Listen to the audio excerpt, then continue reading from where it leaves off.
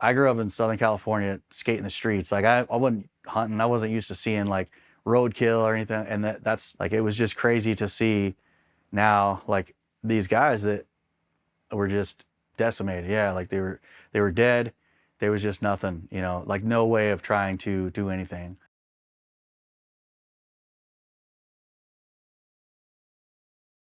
My name's Clint Peyton. I was an active duty Navy corpsman, Navy hospital corpsman, and I was active from 2000 to 2011. So I was born in Corpus Christi, Texas. My parents are both from Texas, and then my dad was a contractor, and so when I was like 4 or something like that, we moved out to Escondido, California, which is in North San Diego County, and that's where I grew up. So was with my parents for a little bit, and then my parents ended up getting a divorce. So I lived primarily with my dad. He ended up remarrying. So then I was with my dad and my stepmom and had, you know, the Brady Bunch kind of family thing going on. And then I would go and spend time with my mom on like the weekends and summer and stuff like that. And she also lived in San Diego area and kind of moved around in different spots. Um, so kind of depending on, you know, when it was throughout the years, she was in different areas, you know. In general, like having parents divorced and then kind of bouncing back and forth. And, you know, initially I didn't really have a great relationship with my stepmom or my, you know, my stepbrother. My older stepbrother and stepsister, they were like in high school and out of high school, like at that point. So I didn't really grow up with them. And we have a great relationship now, but, you know, early on, you know, that just seemed like there was a lot of conflict. And I think part of it was just not really understanding like why my parents got divorced and why, like, you know, I only saw my mom once in a while and stuff like that. So there was just a lot of general discourse going on there. I felt like there was like a double standard, you know, where like my stepbrother could get away with stuff, and then if I did it, I was getting in trouble for it, that kind of thing. And then just I don't know, that kind of stuff. When I was younger, especially, I was kind of just a spaz kid. Like I was super high energy, couldn't sit still, like probably ADD to the max, and just not actually diagnosed. Not, you know, I think that probably had to do with like the stigma around that kind of stuff, you know, in the 80s. And but I was like kind of constantly getting in trouble in school because I couldn't sit still. So there was that going on. I played a little bit of baseball when I was younger, but then it was the same kind of thing. Like I'm like climbing on the fence in the outfield, that kind of thing. I found that skateboarding, BMX, that kind of stuff, like stuff where I could just stay kind of constantly active, that was kind of my thing. So, and then growing up, you know, in San Diego County in the 90s, as I got a little bit older in like middle school and high school, I was kind of a latchkey kid. So my dad would go off to work super early in the morning, come home super late at night because he was driving all around the county for construction work and kind of doing whatever because I didn't really have a ton of supervision with that regard. But skating kind of just gave me something to stay busy with, kept me active. I was always, you know, just generally active because of the way that I was growing up. And I just always wanted to be moving because it just, I don't know, it just seemed like that was what was fitting for me. And then because I wasn't like involved with a bunch of structured stuff, I think that led to just kind of veering off and doing more stupid stuff, like as a kid with not as much supervision. So in high school, you know, I would like get into drugs a little bit, mostly just kind of smoking weed a little bit here and there, and then experimenting with other stuff as I got a little bit older, just because there was just so much exposure to it growing up in that time frame, and just a lot of like, I don't know, um, just a lot of stuff to get involved with when you don't have as much supervision and you're kind of just out running around in the streets, and um, you just meet people from all over the place, you know, in that kind of life, I guess.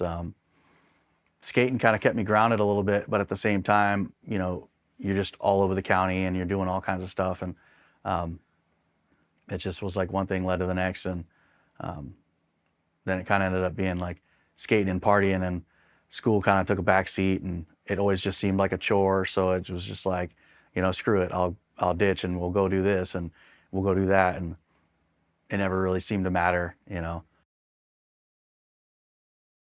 I'd seen movies and stuff like that, but I didn't really have like any clear direction on going into the military.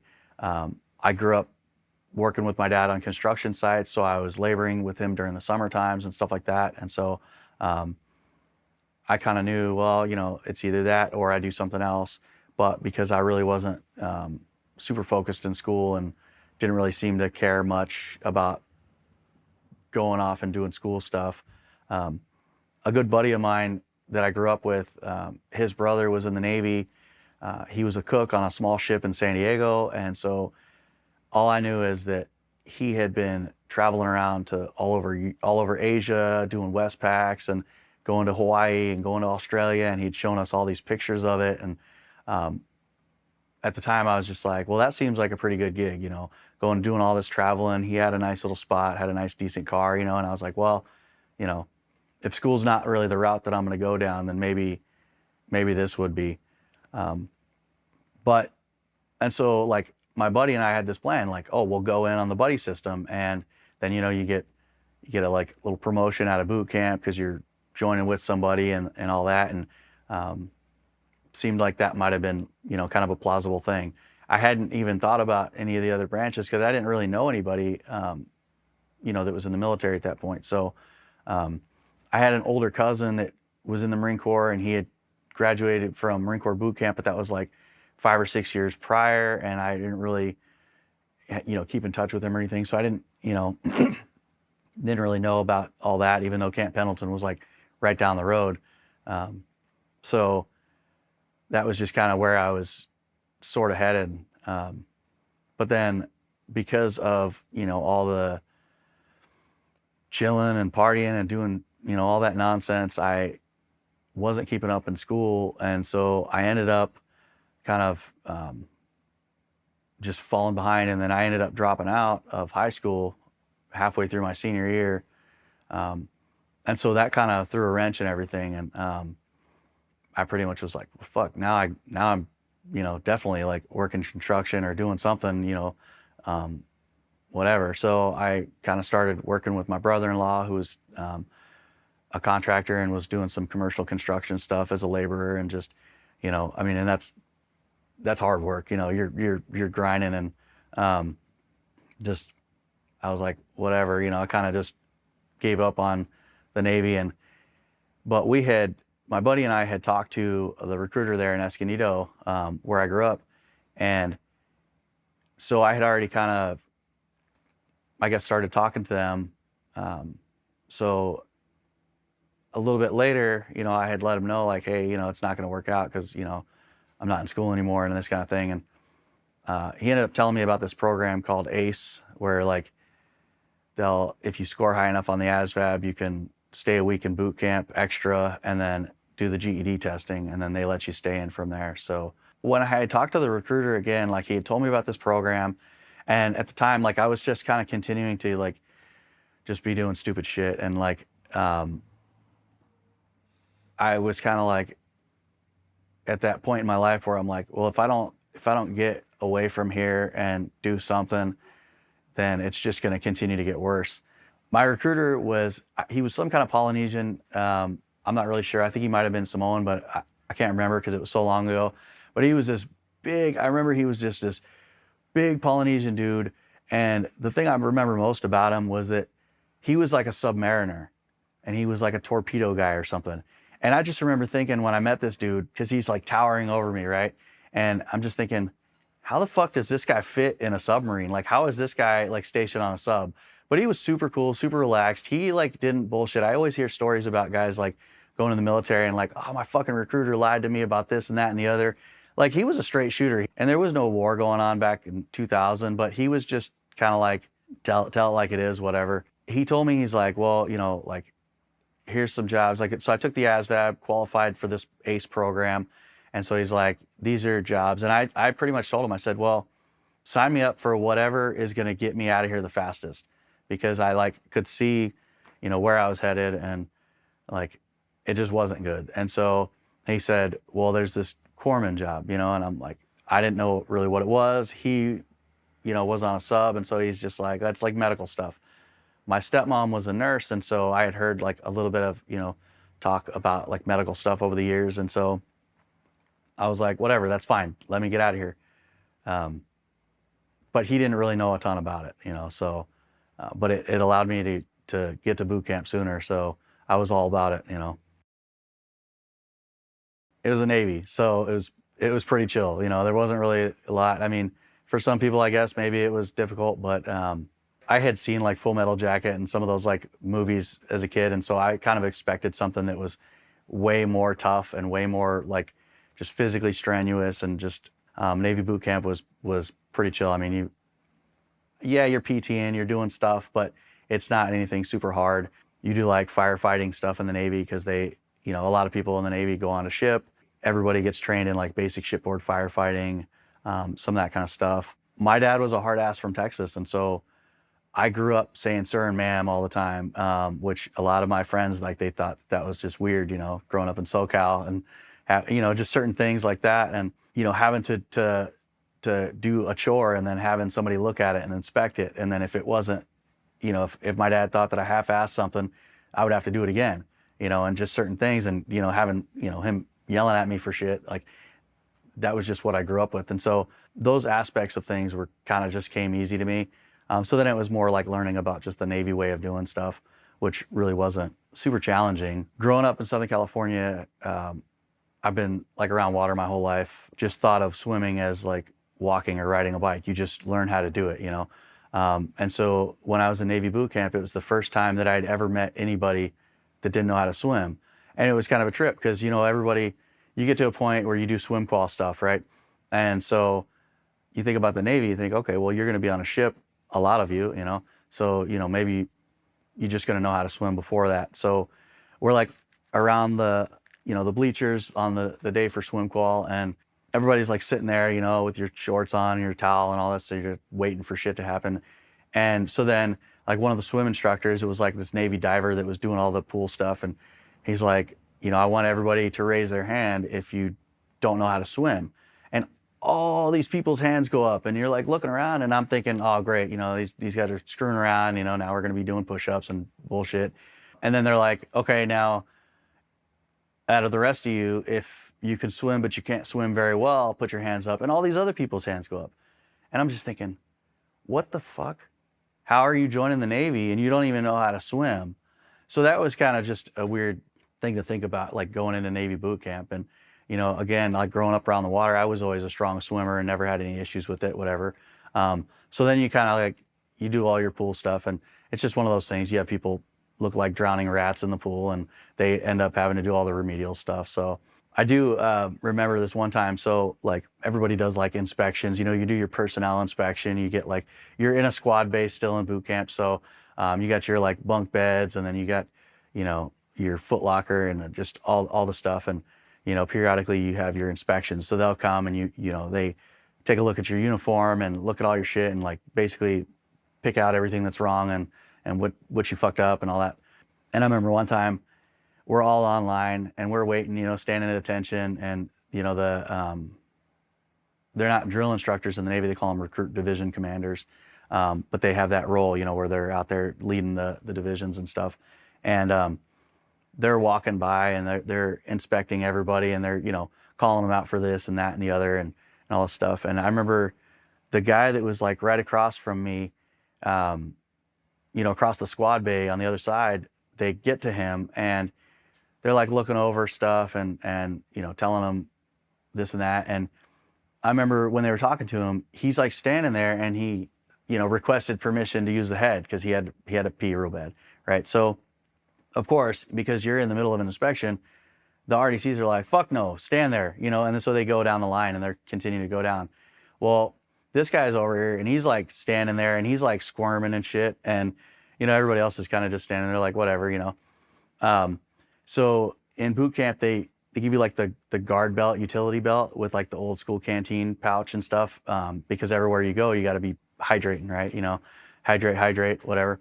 So I remember this dude, when they got to where they were inspecting the head and they went to the bathroom, whatever, to go check out like if it was clean enough, whatever, this dude squirms to the back of his rack. He grabs his canteen and he pisses in his canteen because he couldn't hold it anymore. So he's back there, and all of us, we're just like standing there, like trying not to crack up. But this dude, he pisses in his canteen, then he like comes back online, and he's standing there waiting, and I mean, he just stood there the rest of the time at attention or whatever until it was done, and then it was kind of one of those things that everybody was just giving him shit about it. But other than that, like boot camp was just like, it was like, all right, let's just finish this up, because it's like a bunch of stupid shit. You're drilling and all that kind of stuff. But that's kind of Navy boot camp in a nutshell. My recruiter, he had told me like, yeah, you're gonna go do this corpsman stuff. But he had said, when you're in your initial training, they're gonna, they might give you the opportunity to do what they call a C school in the Navy. So it's like a secondary, like, so in the Navy they call it a rate, and that's your job. A lot of branches they call it the MOS. I was a hospital corpsman.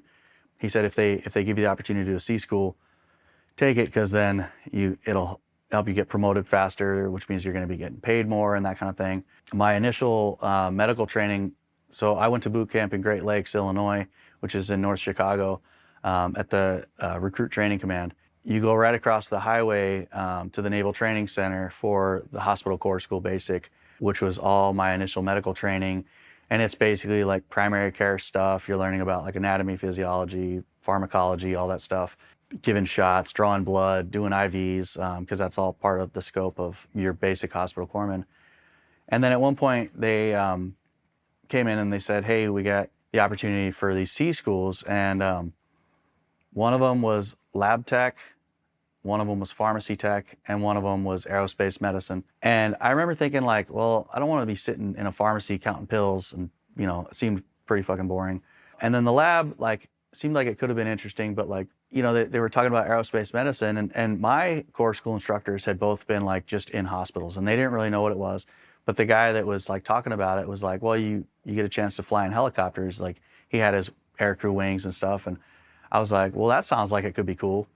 And again, at this point, I didn't even know at that point that corpsmen went to Marines, right? So I was thinking, be in some Navy base or whatever. So I was like, okay, well, I'll do that, right? So then go to Pensacola, Florida for the training for that. Was down there, and it was a lot of like just learning about like the physiology of flight and all that kind of stuff, what people are going through when they're, medical aspects of it. And then also like the paperwork portion of it, and like what physicals and all that kind of stuff. When I was down there in the summer of 2001. So I went through boot camp, went through Corps school, was down there. That's when 9/11 happened. So down in Pensacola, and before it was like we're on this chill Navy base in Pensacola and it was all good and learning, about this other stuff. Well, I remember one day was like doing some stuff in the classroom, like, in between just different events. And all of a sudden, one of my classmates, Jesse, comes running in, and he's like, said something about a plane hitting the World Trade Centers. And I didn't even really know at the time, like, what the hell that was, because I grew up in Southern California. It was just off my radar. I was like a kid, like lost in the sauce. And then I remember everybody going to where like they could watch TV. And then that's when the second plane hit the tower, and then you see the ensuing like collapse and stuff. And at that point, everybody was just like, fuck, like what, like what's going on, right? And then after that, like the bases were on lockdown, and every time you were going in and out off the base, the cars are getting searched, and you kind of knew, like, because it was like all this heightened security and everything, but we still really didn't know like what was going on. So then a little bit later, I ended up getting orders, and so I ended up getting orders to North Carolina to a helicopter squadron. But before anybody on the Navy side, any corpsmen or dental techs or religious program guys, the guys that help out the chaplains that are going to get stationed with Marines on the green side, is what we call it, you have to go through field med school. So they used to call it field med service school. I think they call it field med training battalion now. And so I got orders up to Camp Johnson, North Carolina, which is just south of Camp Lejeune. So end up going up there. That was actually more formidable experience. Like Navy boot camp was what it was, but field med was actually like, they're drilling into you like Marine Corps customs and courtesies, like uniform standards. You're doing ruck marches, you're, doing range stuff, you're learning about tactics and just everything, the basis of being with the Marine Corps operational unit.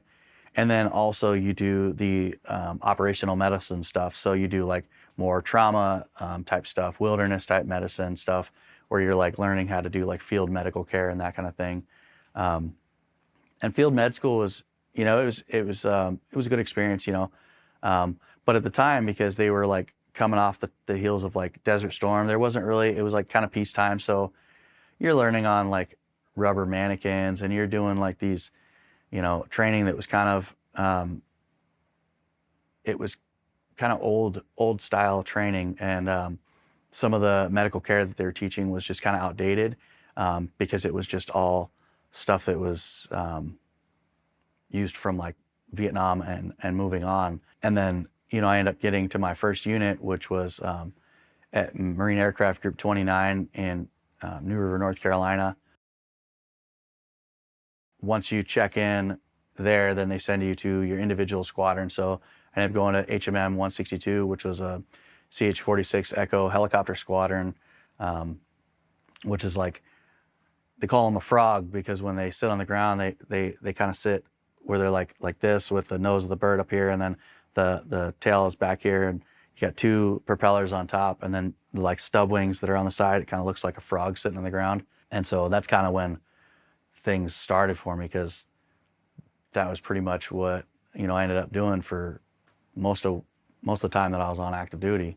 You get sent to the barracks and get your room in the barracks, and so like you kind of get a little bit of that because like now you're like the fucking new guy. You always like, you get to the barracks, you get somebody that's more senior to you. So like when it came to like field day and stuff like that, like, well, guess who's doing all the fucking bullshit, But it kind of was like, I'm just gonna suck it up, like, because I don't want to be like over here and not do shit and be like, no, I'm not gonna do that, or I'm not, and then they're like, oh, don't, Doc's a little bitch, or like he's, like, oh, we got this new corpsman, but he don't want to do shit, and that kind of stuff. So it was kind of more like you want to just deal with stupid shit.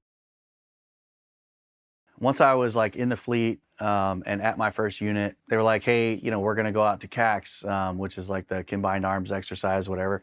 So we went out to 29 Palms, and we ended up going out there for, basically we did CAX 9 and 10. So in 2002, it ended up being like almost the whole summer. So we're out there, and it kind of gives you a chance to like kind of online with living in the barracks, except that you're either out at the Expeditionary Airfield or you're in the K-span, like the Quonset hut things, and there's some shenanigans, and you're living with the guys, and you're kind of just getting to know people a little bit, and MRE fucking bombs in the tent when people aren't looking. And Marines in general, like especially like when you're living in the barracks or like outside of like work time, are just kind of famous for shenanigans. We'll just say that. Yeah. So when you're out in the field and stuff, like before, and I don't know if they still do it like that, but you have the MRAs, which are the meal ready to eat, and in them there's like heater, so like you can heat up your food.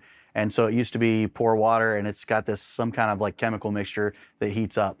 Well, back before, people would cut the heater open, and then they would dump the powder packet into like an empty water bottle or drink bottle or something, plastic bottle, and then you pour a little bit of water in it, screw the cap on, shake it up, and then toss it. And it basically, as the chemical reaction's occurring, the thing builds up enough pressure to where the lid basically blows off, but it's got like this like loud concussive sound.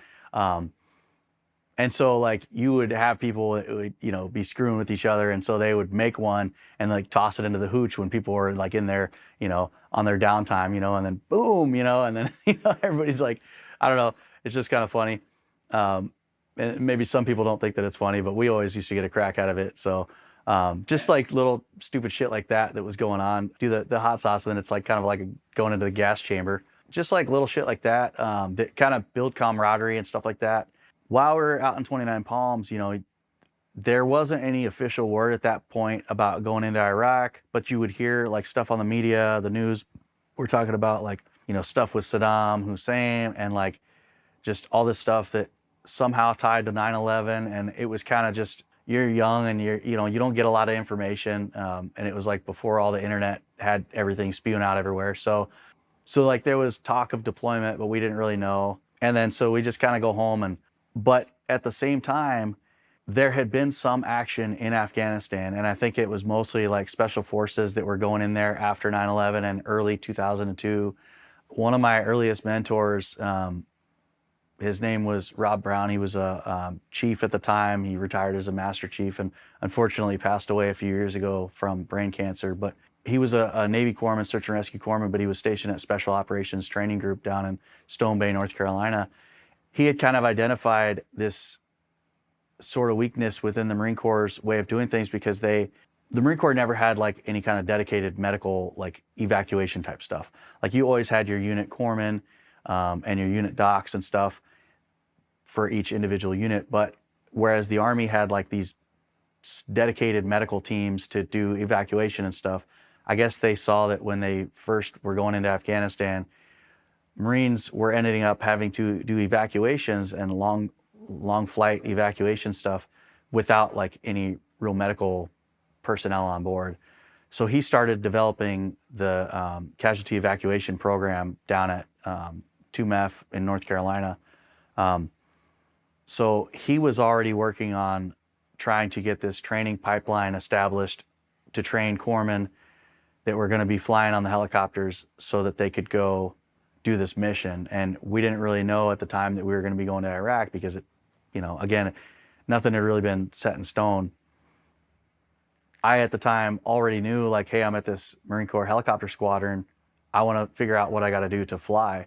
And so I talked to some of the senior crew chiefs and was like, hey, what do I need to do, you know, as a corpsman? Like, and they say, well, you know, before you do any of the training, you got to be a first class swimmer, right? Well, I grew up swimming. I was a strong swimmer all the time. So went through the Marine Corps water survival course and then got my first class, my CWS-1 water survival qualification. Then I went back and was like, hey, you know, I got this. What do I got to do now, you know? And so then they ended up sending me back to Pensacola, Florida to do aviation physiology and water survival. So for that, basically that's the helo dunker. So you go down there and they have these like chairs that sit in the water that's probably only like 3 or 4 feet deep. And you sit on them and then they basically flip you over. You're in like a helicopter seat. So they flip you over into the pool upside down and then you try and escape. And it's kind of a trip because you see people panicking and you're only in water. Like you could literally just stand up. But like, I guess when they're flipping you over and you're in the pool, like your mind is not thinking about that. And so like people are like kind of freaking the fuck out about just being upside down in the water. So you do the sweat chairs and then you end up going and doing the helo dunker. So they actually have like a helicopter cabin that they hoist above the pool. So you get in there and you sit in different spots. And then the thing drops down into the pool, it sinks a little bit, and then it flips over. And so then you have to learn how to basically escape from that in case you were to have like a crash over water. So you do all that, and you do it like from different seats, and then they have these like goggles that are blacked out, so that if you were to do it at night and you can't see anything, it just teaches you how to basically get out at that point. So all the while, like I'm like trying to figure out how I can be flying, doing all the normal sick call and medical shit at the clinic, because when we're not in the field or something, you're working out of a clinic, so you're doing all the normal medical stuff, patient care, getting people, all that stuff. So then word kind of starts, it's getting towards like the beginning of 2003, and they start kind of bringing down word about like deploying and like going towards the Middle East and Iraq. And they tell us like, all right, you guys are going to go. And at the time, we didn't really know that we were going to be part of this whole big thing that ended up being the 2nd Marine Expeditionary Brigade. we only knew at the time, hey, you're going to go on the boat, and then they're going to, deploy from there. So I ended up going advanced party is what they call it. So I went with a bunch of other Marines. We got on the bus from North Carolina. They drove us up to Norfolk. We got on the ship, USS Saipan. It was an old ship. So it was an amphibious ship. They had the flight deck on top, kind of flat bottom, Marine transport ship, I guess. We had 4 racks high in troop berthing. So you had I was an E2, so I'm on the bottom. So everybody's stepping on my shit, going up to their bunk and all that kind of stuff. Go down to North Carolina, pick everybody else up from the unit, and all these other guys get on. And it was kind of just doing training, doing, PTing on the boat, going, trying to fit in, going to the gym and standing in chow lines. And we would do sick call and medical stuff. And I brought up Chief Rob Brown, got on the boat with us. And so they had just come out with this tactical combat casualty care. It was like a system of medical care that was newly developed by some special forces, SEAL and special forces doctors that developed this care based on information from previous wars and what they did wrong and what they did or what could have been improved upon, that kind of thing. He was training us on that. So we're running drills constantly on casualty assessment and stuff like that for just whatever might happen. And just, it was kind of constant, monotonous stuff. So you're on the boat for weeks at a time. We're crossing the Atlantic. Once we got into the Persian Gulf, we ended up going into Kuwait. At this point, we knew we were going into Iraq, but it was kind of still in limbo. So they had us staged at Camp Ryan, which was in Kuwait, and it was along the border. And at this point, they thought that Iraq had weapons of mass destruction, chemical agents, all that kind of stuff. So we're in full-on mop suit over our camis.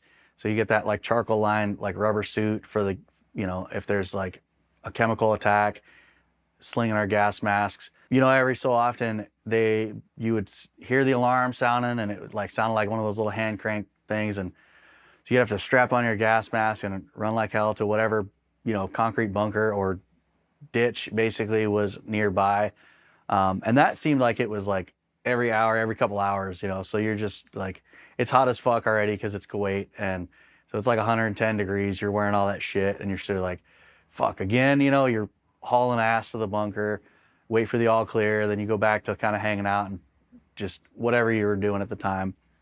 And I had a kind of funny story. So we had our frogs are kind of staged away from everything because the helicopters have to have space to land. Well, we had another section of aircraft was coming in, and they were bringing us comm gear or something. I don't really remember. But Sergeant Lenkowski, he was one of the air crew that was bringing us these supplies. So they landed, and then he's coming out to us, right? We're kind of meeting up with him and getting some stuff.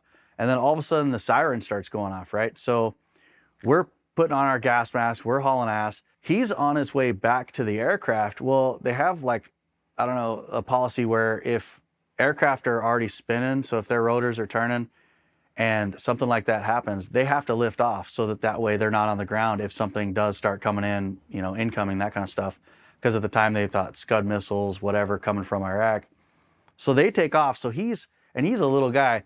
And so he's almost back to the aircraft. The aircraft lift off. So he's standing there doing one of these, got his gas mask on. He's what the fuck, So we kind of had to call him to come over to us. And, by the time he gets over, he's drenched inside this thing.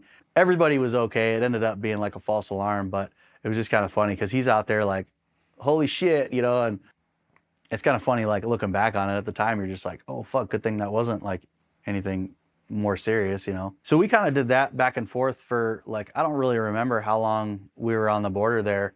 But then 20th of March in 2003, we end up, they're that's when the push started. So since we were a section of CASEVAC aircraft, we would kind of leapfrog forward with all the Marines. And so I remember as we're moving forward, they had this convoy that was just insane because we're flying. So we get the bird's eye view on stuff. And you see as far as you could see down the road that they were driving up was just cars, tanks, whatever vehicles, 7 tons, whatever, just stretched out. And I remember just thinking damn, that's a shit ton of people, So because we were part of Task Force Tarawa for our unit, we were supporting the Marines that, I don't remember who all was part of it, but I remember it was Charlie Company 1-2 was like who we were kind of supporting directly. So they were going into the town of Nasiriyah. They were supposed to be like securing the bridges in the town so that everybody could push north through there. And that was when like the Battle of Nasiriyah, Ambush Alley, all that was going down. And so prior to this, we had done medical training on like mannequins and stuff like that. And I just remember we were on CASVAC standby, and the first call that we got, we spin up the birds, we fly in, and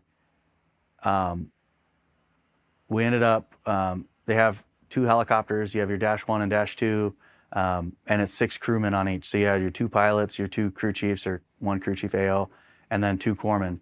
And so we had Dash 1, and I was on Dash 2 aircraft. And when we landed in Nasiriyah,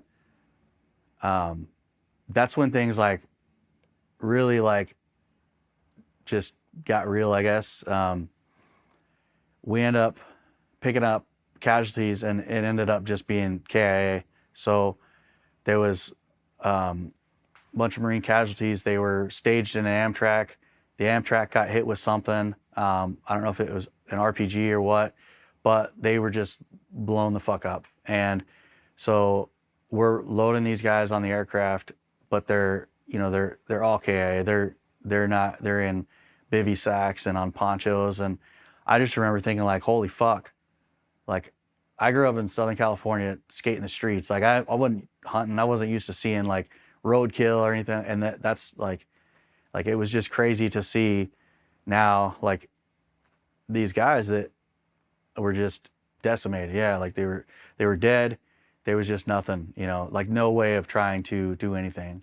But it was important to get them out of there. Important for like, obviously to get their bodies back to their families, but then also for like the unit, for the guys that are on the ground still, like that's gonna fuck them up having their buddies, their other Marines like there, in that condition. So, but that's just kind of when like things really like it was like a wake up call to like what was going on, and we knew that there was gonna be casualties, but it wasn't, it was just, I don't know, at that point it kind of just really picked up. And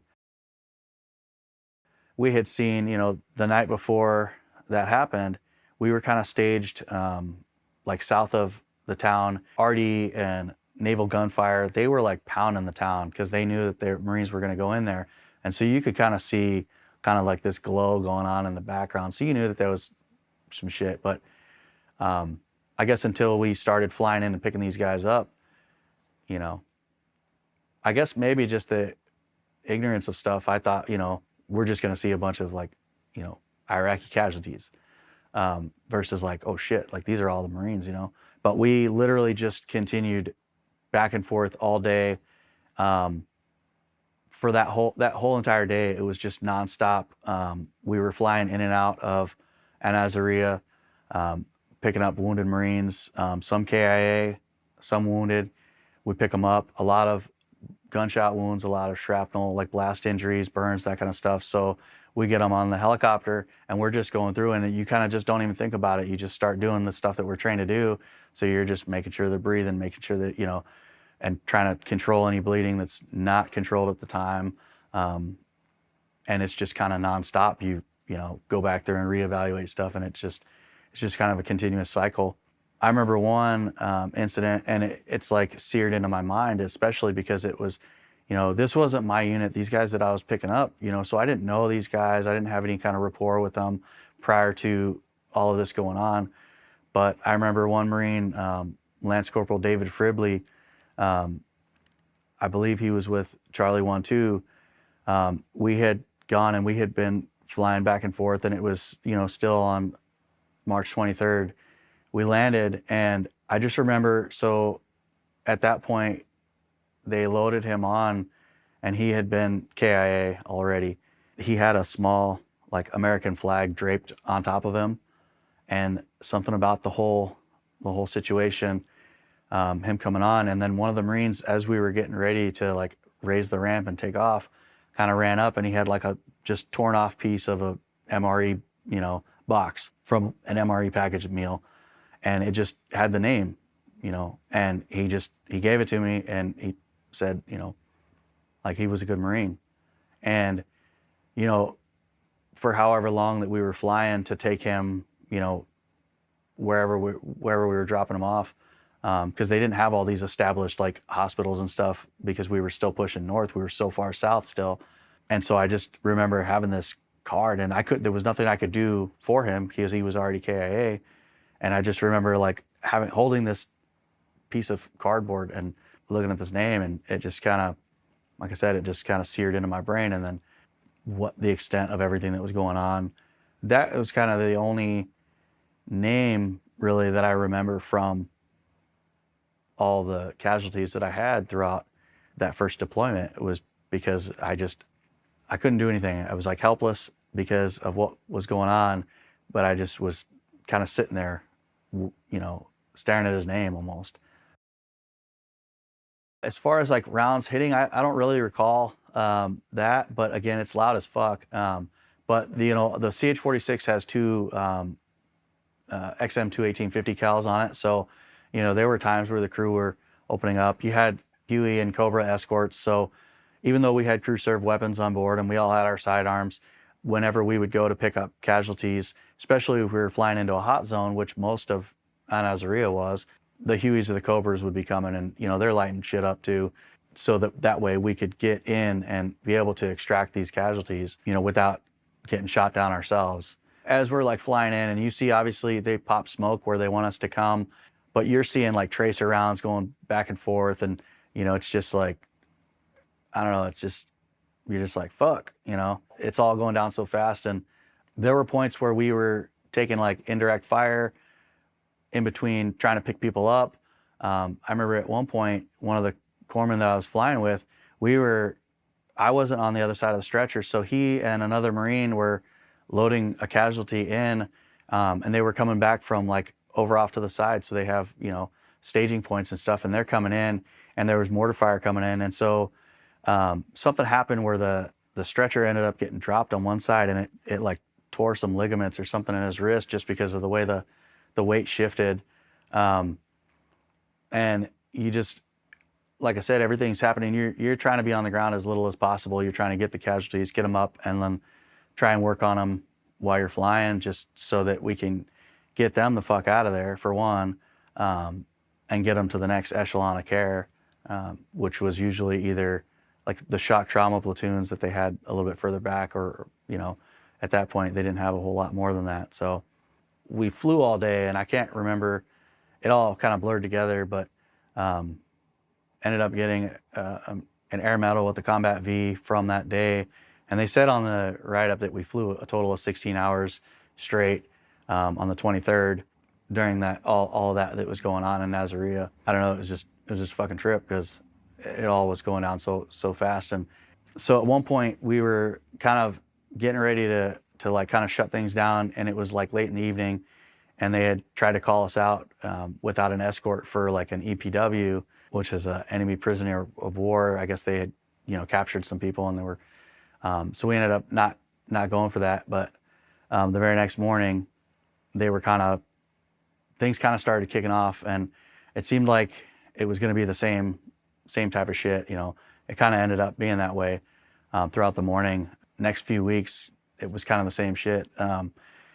Nothing as hard and as much going on as when we were supporting the Marines in Nasiriyah, but we would kind of just pop forward, as Marines were moving forward north. I don't really remember the name of like the bases and stuff. I remember that some of the spots that we were at were named after like baseball fields, and I just recall like at one point we were staged at this area that was called Fenway, and then there was other spots, but nothing was as high intensity, I guess, as that initial mission in Nasiriyah. I ended up kind of having a little bit of a funny story from the tail end of that. So not with any of that was going on, but just separately. Everybody who's eaten MREs knows, like, they fuck your stomach up. MREs are a gut punch. They're either going to constipate you or whatever. So we woke up on the morning of the 24th. It was one of those, like, scarf something down because it's going to be a long ass day again. Grabbed the first MRE that I could find, chicken and salsa, right?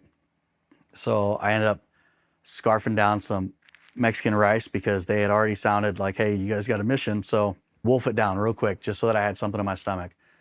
So we take off, and we had picked up a couple casualties, but they were pretty much like walking wounded type stuff. They didn't really need anything, so they're just chilling.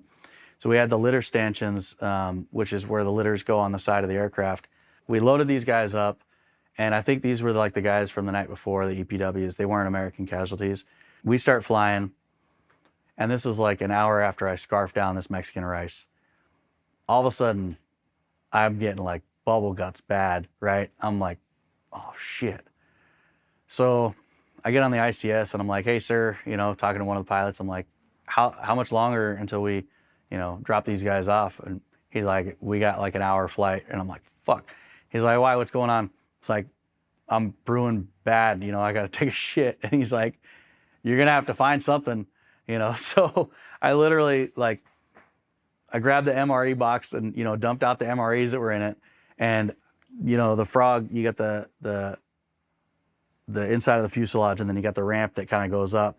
So I got behind where the stretchers were and put that MRE box on the side, and I pull my flight suit down to half mast, and I just pop a squat over this box and fucking let her rip, you know. You know, you got these Haji EPWs and shit that are like sitting here and they're like, what the fuck, you know? And I just had to go, you know, like it was one of those, you know, just nature calls kind of thing. And so, I just remember like, I'm finishing, and it was like a pump and dump scenario, you know, because it was like ready. And I just hear, you know, one of the pilots comes on the ICS and he's like, get that out of here, because the fucking smell was like wafting in the front. So I just, you know, zip up and toss the box out the back, you know, just to get rid of it. But people always like talk about like, oh, war stories, and I'm like, oh, let me give you one, you know, and that's like always come out with that one, you know, because for one, most of the time, I don't like, I mean, here, you know, talking with another veteran, I don't mind, you know, bringing up dealing with fucked up people or dealing with like dead service members, you know, because it's just not something that I haven't really ever thought about like bringing up with, you know, people that didn't serve or whatever. So I always bring up like shit in a box and throwing it out the back, you know, while I was like in flight, you know. They would send us wherever there was a need for that support. So we were doing the medical support. And then at one point, the Marines had established like a little more permanent base at, I want to say it was called Jalibad or Jaliba or something like that. And it was like still in southern Iraq. And so we would kind of park there and stuff would go out from there. But then, you know, and that wasn't very much longer that they were like, all right, you know, your unit is getting back on the boat. And so then we ended up just retrograding back onto the ship. You know, we stopped in Rota, Spain for 10 days, which was kind of a trip because we literally were just in Iraq and all the shit was going down. And then now we're like going to Rota, and they were doing like wash down, and where they like clean everything up and everything goes through like the customs inspections before we go back to the States.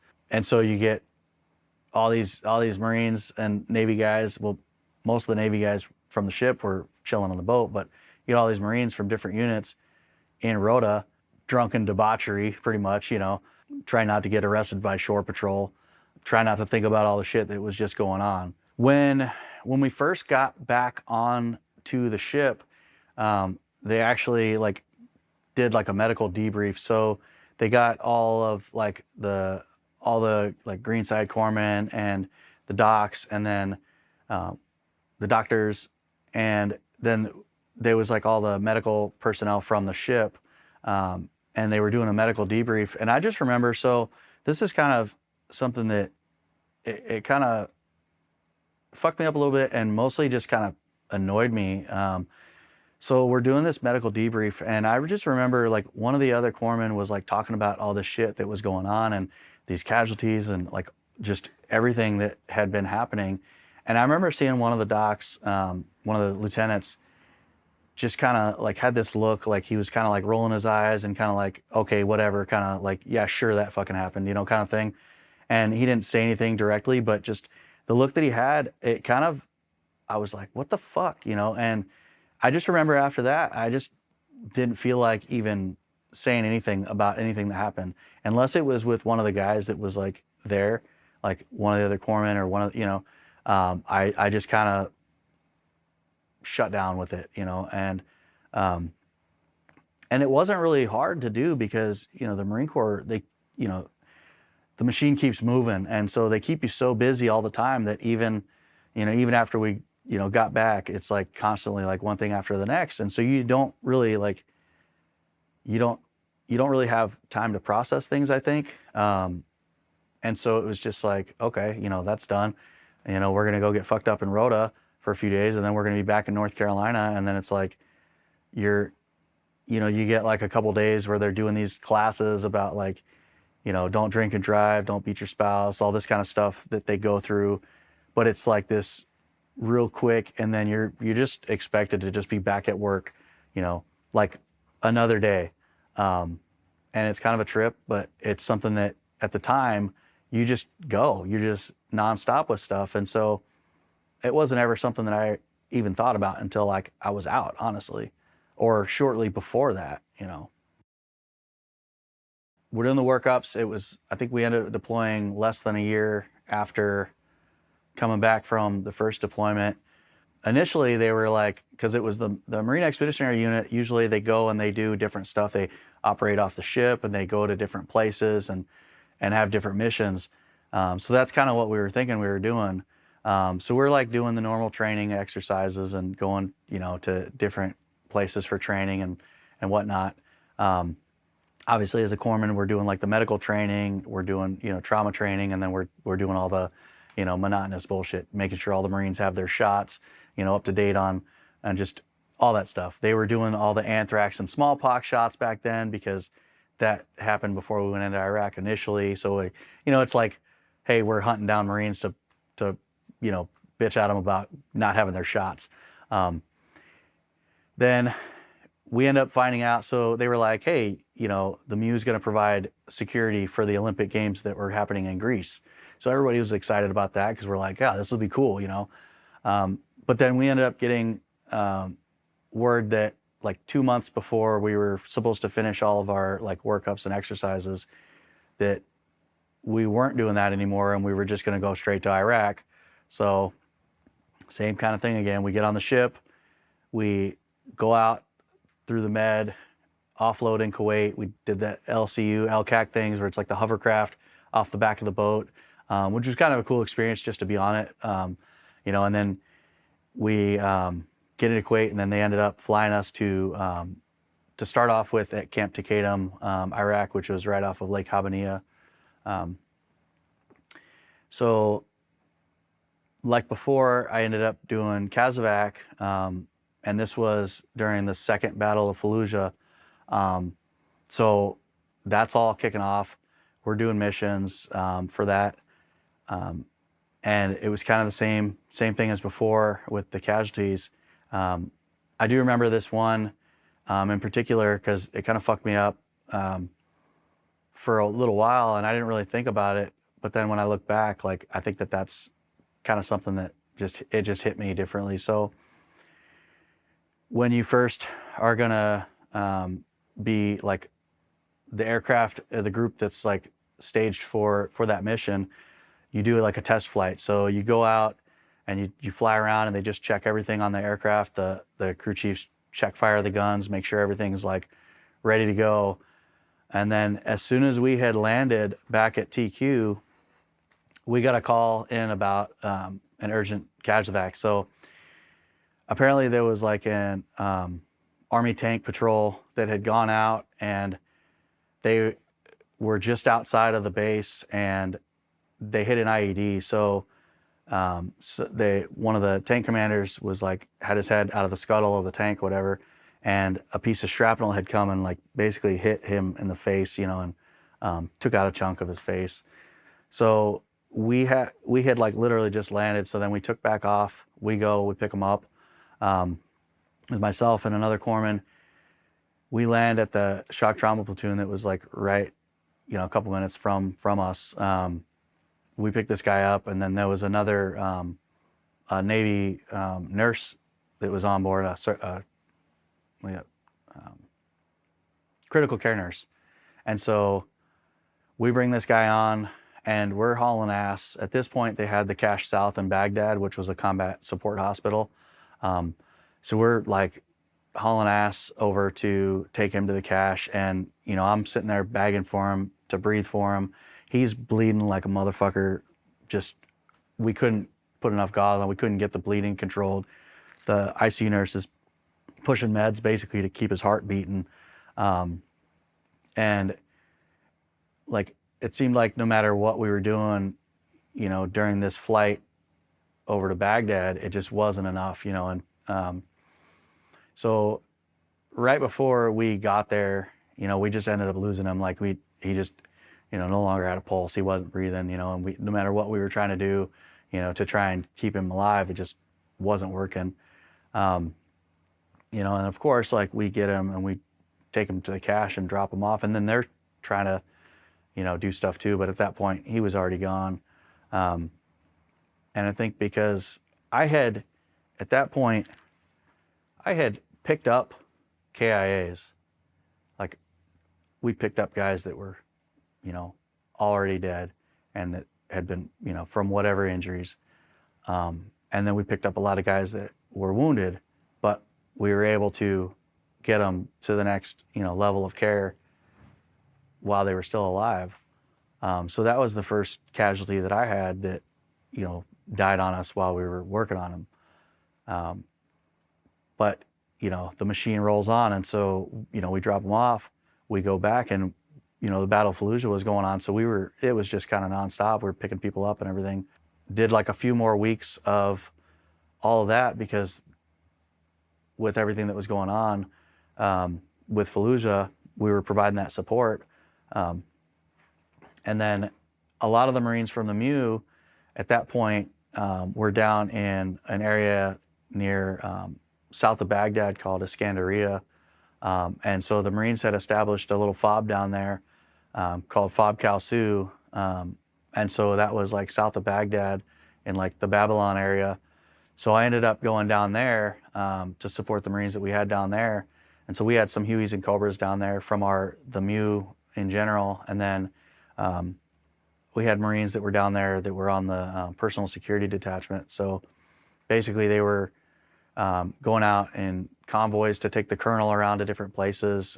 He had meetings and whatnot with all these, whatever, like Iraqi dignitaries and State Department and all that kind of stuff. So we would go from point to point to take him wherever he needed to go. And then on the flip side of that was we were doing these counter mortar patrols. So we would go out and basically kind of make our presence known in the area so that it deterred the insurgents that were, because the area that we were at, it was like a lot of farmers basically. So like you're right off like the Euphrates River. And so we would go around to all these different areas, and we'd talk to the locals with the interpreter and kind of see what kind of activity was going on with the insurgents. And they actually kind of loved us being around there, because if we were out there, roaming around, then it prevented, some of these insurgents that would otherwise be coming and, either stealing their, animals or crops, or, that's their livelihood, as like Iraqi farmers and stuff. So that kind of kept them away. And we would go out and they would bring us out these big platters, and it would have like rice and chicken or lamb, and they would pile the stuff up. And so we were stoked, because then we were eating all this good food instead of just MREs, or, they had like a makeshift chow hall in Kalsu originally that was basically just like larger MREs that were in a pan, So, so that was kind of cool. Backing up a little bit, when I first got to Kalsu, right before that, part of the reason that I ended up doing the PSD stuff was because we had an HM2 that was originally going out and doing those patrols, and one of the patrols, they had hit an IED, and so he ended up catching shrapnel like in his nose and in his face, and so he ended up getting sent home. One of our guys, Sergeant Nolte, unfortunately, the IED hit the truck basically on the passenger side in the front, and so he ended up just taken so much shrapnel wounds that he ended up dying. And he was like one of the most squared away fucking guys you knew. Like he was, I know, like wanting to go and try out for recon and stuff when we got home. And I think mostly like our staff NCO for that PSD detachment, Staff Sergeant Herb, I think they were super close. And so I think that hit him the hardest. But it was just one of those things, like every time you left the fob, you were like wondering like, fuck, you know, like what's out there on the roads, you know, what's like, if we stop at one of these little houses, or if we stop and talk to these people, like, you know, is something going to go down, or are we going to, you know, hit an IED when we're driving around? And, you know, I was very fortunate because I didn't have like, you know, none of that happened while I was going out. And sometimes, like, when I think back, it's like, you know, like, why was I so special to have been able to go out and, you know, either flying on all these different missions, or, you know, going out on these patrols, or going out and taking the colonel out to wherever, and, you know, not having any of these injuries, not having any of this stuff happen. And again, like at the time, you kind of really don't think about it, but later on, when like looking back on stuff, it kind of was like what made me special. Like I was just this shithead kid that, you know, joined the military to get the fuck away from the stupid shit that I was doing. So like, you know, why are all these dudes that like have so much going for them and everything getting shot, getting, you know, blown up, that kind of shit? I don't know. It was something that later on, you know, kind of ate at me a little bit. Made you feel a little guilty. Yeah, it's just like, I don't know, you know, it's because it's just like what determines that, like, you know. At one point, I had already gone down to FOB Kalsu, and then I had learned one morning that we had a group of aircraft that was flying missions, you know, up further north, and they got shot down with an RPG. And so, and fortunately, all 4 of the crew members survived. They were able to take evasive maneuvers and, you know, land the aircraft. But, you know, a couple of them got medevaced home because they were all fucked up. I think the 2 pilots ended up being able to stay, but were just burned, you know, and stuff. I said just burned. They got fucking burned. But they were to the point where they were able to stay on the deployment, whereas the other 2 were more seriously injured, and so they ended up, you know, going home. And it's like you hear, hey, you know, one of the birds got shot down. You don't know who was on it. You don't know what the status is. You just like, you're like, fuck, you know. And it very well, during any of those missions flying, could have been us, you know.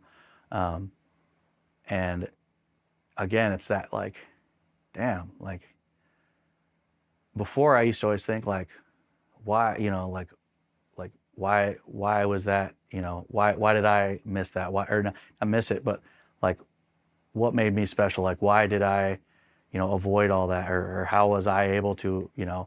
But now I kind of like, nowadays I kind of think about it like, well, you know, that didn't happen to me, so I need to like, you know, be doing more for myself. I need to, you know, I kind of use that to try and drive myself a little bit,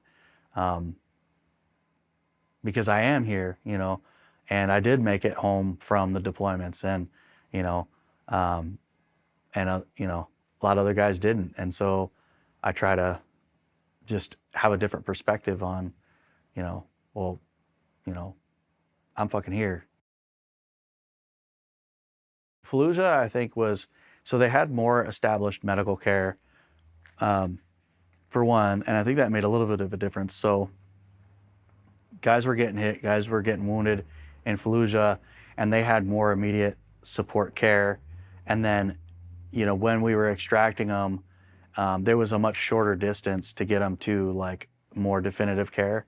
Whereas on Nasiriyah, like there was nothing, you know, they hadn't built up all these facilities. Like they didn't have, so we were taking them to a tent that was set up to try and provide, emergent medical care. Whereas in Fallujah, we were taking them straight to a trauma hospital, and yeah, it was kind of a little bit of a makeshift hospital, but they had like the shit to really take care of people there. And we had a short distance to get them there. So we would take casualties to mostly Cash South and Baghdad. And I think that they were just able to get care more quickly. And I think that enabled them to have, better outcomes. And most of the other casualties that we responded to, we were able to get them to the next level of care, and then, still be alive. Now, whether they, stayed alive once they got there. I mean, I know a lot of times people have these extensive wounds and they end up having to do multiple surgeries, and then, sometimes they don't make it because of complications or, whatnot. But we were able to get a lot of movement of casualties that were fortunately still alive. So similar to my first deployment, when we were moving people from Fallujah, we were also picking up, at this point, they were designating KIAs that were U.S. or coalition forces, angels, that's what they would call them. So we would pick up angels and move them. A lot of the stuff that we were picking up and moving and stuff was, a lot of like gunshot wounds, a lot of like extremity type gunshot wounds and blast injuries. So a lot of shrapnel and GSWs. And then, so a lot of what we were doing was, to people, I know gunshot wound, but just for civilians. So like, whether somebody takes a gunshot wound from enemy fire, or if something, explodes, whether it's like a grenade or like a rocket propelled grenade, RPG, or a mortar or something, they get fragmentation injuries. So basically the fragments of metal or whatever, it is, just blasts into the tissue. So a lot of like burns and tears and that kind of thing.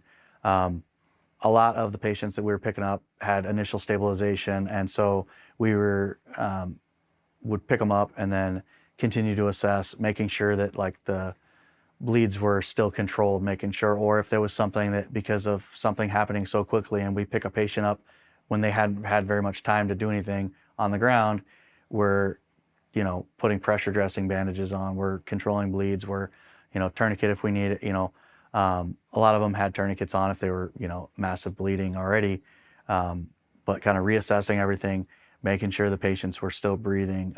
Ended up having a patient that was involved in a blast injury, but had some minor shrapnel stuff, but had been thrown up against a wall. And this was a Marine that we picked up.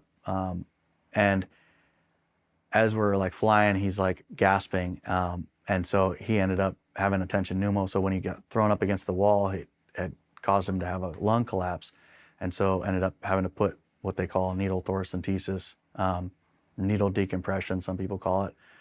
We put a needle in between the ribs, and then it allows that air to release, and then the patient's able to breathe a little bit better until they're able to get to a hospital, because they're going to ultimately need a chest tube for that. But that's not something that we're doing in the field. Maybe some of the special forces medics and stuff like that, they get trained to do more of that, urgent surgical type stuff. But as an 8404 corpsman, that's like above our scope. So, but the needle decompression, we learned how to do cricothyroidotomy, the surgical cric, but I never fortunately had to do that on a patient other than a pig. When I did that initial pickup in Nasiriyah, that was when I experienced like patients that were just mangled like beyond repair. That's when, because they didn't have body bags to put patients in, so they weren't like zipped up nicely in this bag. So, they're on a poncho, and they were just, they were blown up so bad that it literally was just, pieces of them on a stretcher, if there was even a stretcher at the time. Some of them just got pulled on to the birds, and that makes things worse, because you might pick up a KIA and know that they're KIA, but if they're in a bag you know, they're in a bag, you know, versus you've got what's left of, you know, human remains that are just there, and you see it, you smell, you know, the fact that they have charred flesh, and they're, you know, just, it's just all the senses, you know, that become heightened when you're in that situation to begin with, because you're in an aircraft that's open air. So like there's no windows on the sides, and the ramp, you know, the hatch is open. So you got wind blowing through there. And so it just circulates the smells that are in there and that kind of thing. So it kind of just fucks with your senses a little bit more. And, you know, fortunately, you know, during like the Battle of Fallujah, if we were picking up Angels, for the most part, they were all, you know, if a Marine was expired, or if it was a coalition force or something, they were in a bag, you know. And so like you knew that was a dead service member, but it wasn't staring you in the face. You know, it wasn't like, it's just a little bit different the way it is. Right over the berm from the FOB, they had like a little Haji Mart. And so like they were selling like the bootleg DVDs dirt cheap. And you know, the little, the Army would roll through once in a while with a PX truck, basically. So they would have like a Connex box that had like, you know, skivvies or underwear and like just all your like basic hygiene stuff, and once in a while. And I remember at one point, one of the Marines had gotten like this little portable DVD player, so it like had a little screen on it. And the Dave Chappelle show had come out like around then.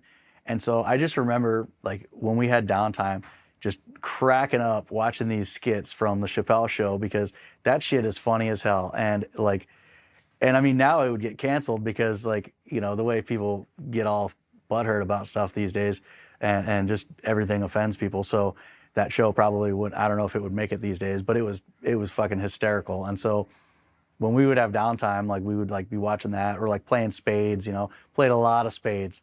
Marines love some spades, you know, so we'd be playing cards, and I don't know, you know, it was just like people would talk about stuff from back home, and you know, you do like learn where people are from, because you know the Marine Corps is such a melting pot that you know you get guys from everywhere, you know. So that was kind of cool, just having that the diversity, I guess.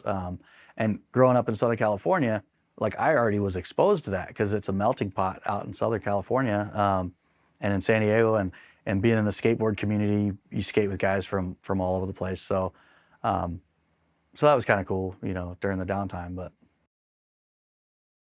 because of how all that, the CASEVAC stuff was at the beginning of that deployment, and then I ended up going down and was doing the PSD and all that stuff down at Cal Su and around that area. Again, it kind of just blocks stuff out a little bit. We end up going back to North Carolina. But I did notice like drinking in the military is kind of, you know, it just happens. And so drinking in Marine Corps barracks is like a competitive sport.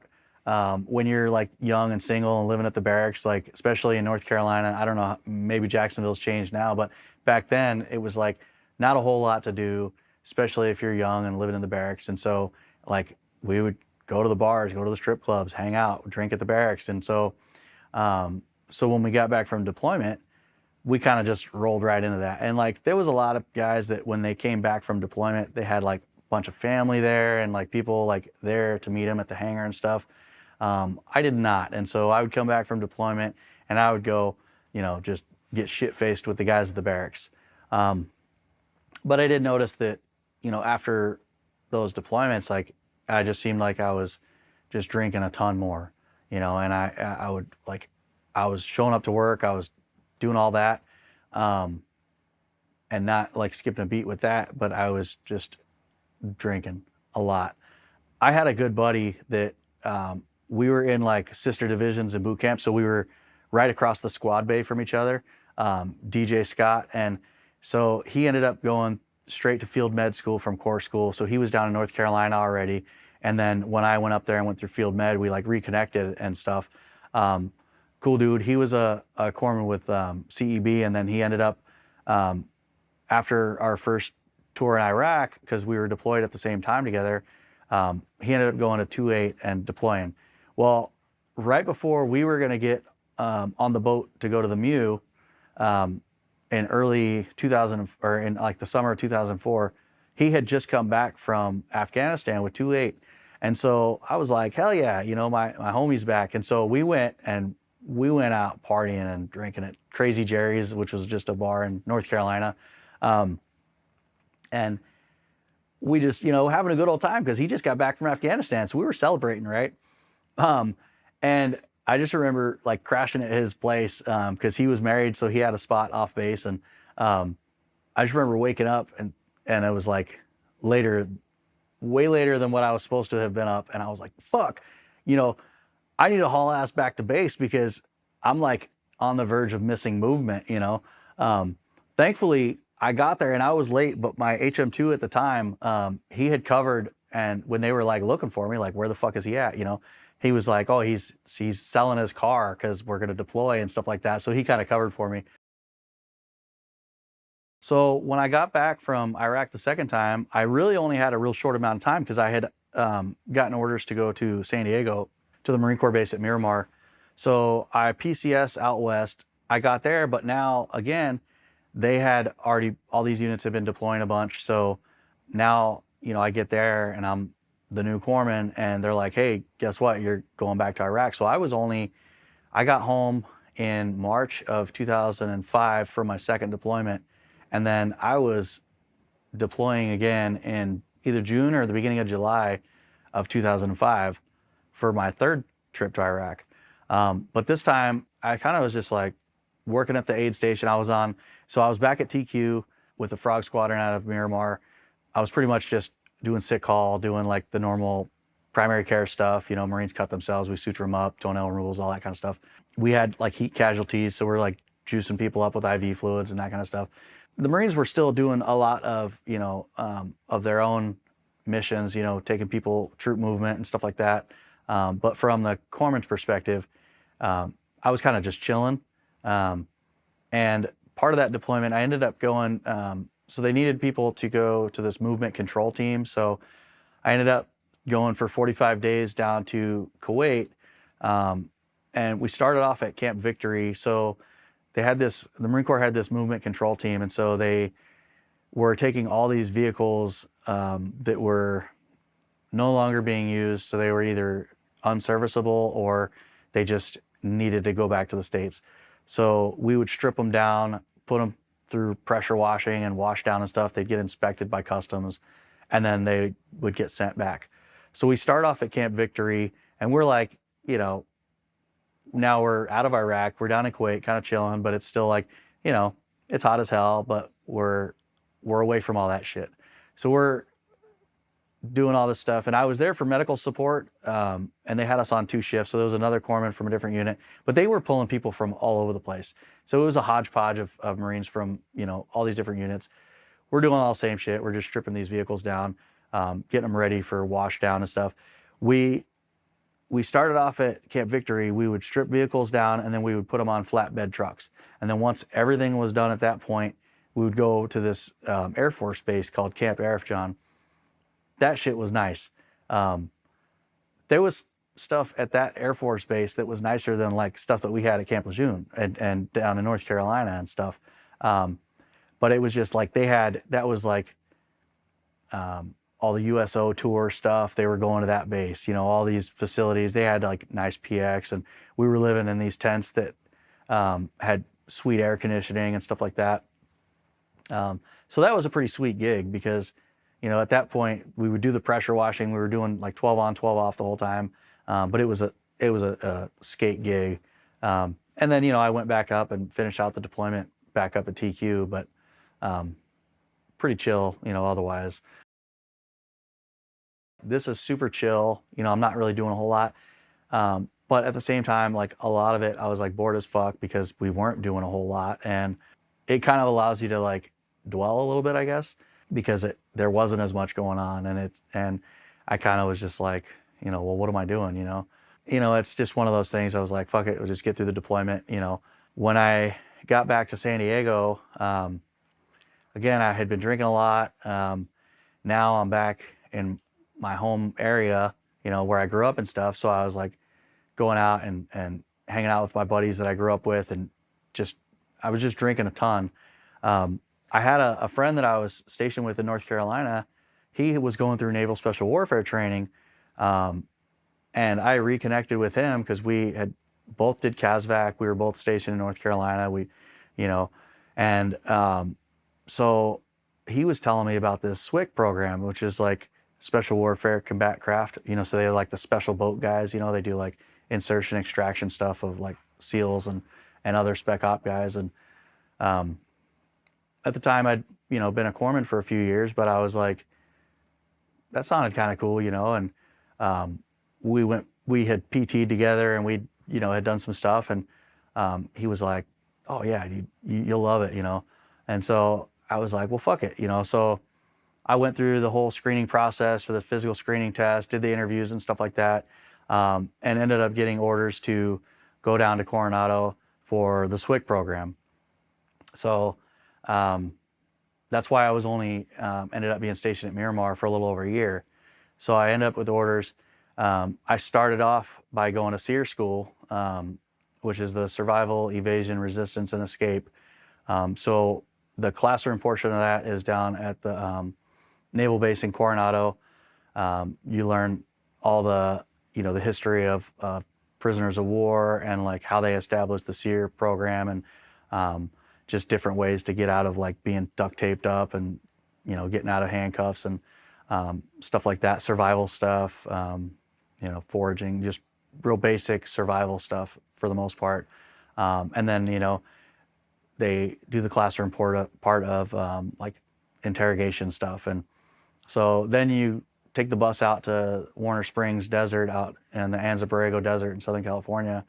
And then you spend the field portion out there, and you kind of basically, you're living off the land. You go out there with a canteen and a knife, pretty much.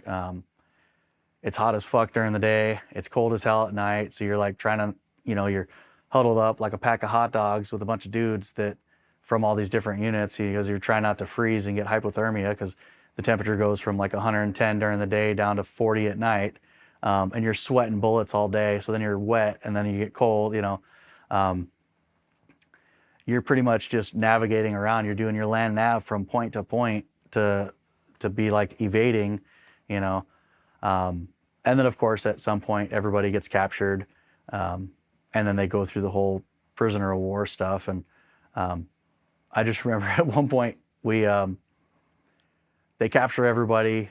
We're like in front of these like little cells. Everybody's standing up, and the instructors there, they have like this weird accent that they're talking with, and they're talking shit to everybody as they go down the line and finding every reason to criticize them. If you have tattoos, they're like talking about your devil markings and all that kind of stuff. And in retrospect, it was kind of a good experience. But while you're there, you're like, fuck, this sucks, because at that point you hadn't eaten for all these days. You've been drinking water, but we at one point we found some like prickly pear cactus that were growing at one point, so that was like pretty much all we had to eat while we're foraging around and stuff. And then we did snare a rabbit, and then they show you how to like skin the rabbit and how to use the parts of it. I ended up eating a rabbit's eyeball at that point, which was interesting. So they had one guy that they basically like bludgeoned the rabbit, and then they broke its neck, and then they showed us how to basically get the eyeball, because it's basically full of salt water. So it, as far as in a survival situation, like you're gonna get electrolytes from it. So I had to like put pressure on like the orbit and end up like sucking the eyeball out a little bit and then biting the optic nerve, which was super weird. And it's like, if you imagine like, those like bouncy balls that you get from the 25-cent machine when you're a kid, it was like that, but with like slime or something on it. So like, I'm like having to hold it and bite it, and it just tasted like salt water with like blood. So that was like the most interesting thing about SEER, I guess. But then, you know, of course, we go into the captivity phase, and they're like talking shit. And then, so they put us in, they hosed everybody off first. So we're standing out there basically just in our underwear, and it's like in the middle of the night in the desert. So it's already cold as fuck. They hose everybody down. And this is like when they're trying to break people down. So then we go into these cells, and they're like little concrete cell with a steel door, and it's a tall door. And at the top, there's a bunch of holes. And in the hallway, there's speakers, you know, every so often. And they were playing a loop. And like looking back, it's hard to remember exactly like how long it was playing for. But it seemed like, if I can remember, like 2 minutes or so. And it was a loop of a baby crying. And so like you can imagine like, and this, I don't remember how long it went on for, but it was just a baby crying nonstop. And at the time, like, it was just this annoying shit that you get through. Fast forward to when I was a dad for, you know, when I had babies, I was like, oh shit, you know, that fucking thing from SEER, you know, like, I don't know, it just kind of fucked with me a little bit. But anyway, so finish SEER school, go down, check in at the amphibious base in Coronado. They had another class going through the SWIC program. And so we were basically doing all the bitch work, and you know, you're like just running from point A to point B while you're waiting to class up and stuff like that. But because I was still in San Diego, I at the time was an E5. I didn't have to live on base because I already had an apartment before I got orders there. So I had to maintain a barracks room, but I could go home. So I was still drinking a ton. And so even though I had like screened in and got orders down there to Coronado, I was kind of out of control with my drinking. So I ended up having a vehicle rollover. So I had gotten a DUI. The DUI actually happened right before I got down to Coronado, but because I hadn't gone through court or anything, they still let me PCS. So I was up in the Mojave Desert, was shit-faced, rolled my Ford Ranger. Luckily got thrown out because I wasn't wearing a seatbelt and didn't really have any injuries other than bruises on my legs. But I was like dealing with the court system and this DUI. I was still drinking a ton, and all the normal like training command shit that was going on, especially down there. I just wasn't in the mindset to like do it. And so because I kind of just had this like, I don't fucking care anymore attitude. And like, I wanted to do this training, but at the same time I just didn't give a fuck, and I was drinking, and I was like just partying and wanting to just not think about shit.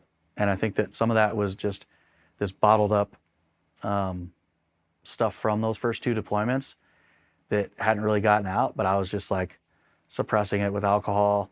So then I ended up, you know, dropping and getting sent out to Yuma for 2 years at the training command out there. Well, I didn't need to get booted because we hadn't started the training yet. But I basically, like, we had gotten some beat downs and we were doing some stuff, and but I pretty much was just I just wasn't in it, you know. My drinking was out of control, and I just wasn't committed to it. I just was like, like I said, I just didn't really seem to give a fuck about anything at that point. And I was actually kind of really surprised because the incident occurred off base. They were like, well, if you they were still waiting to see what was going to happen with the courts.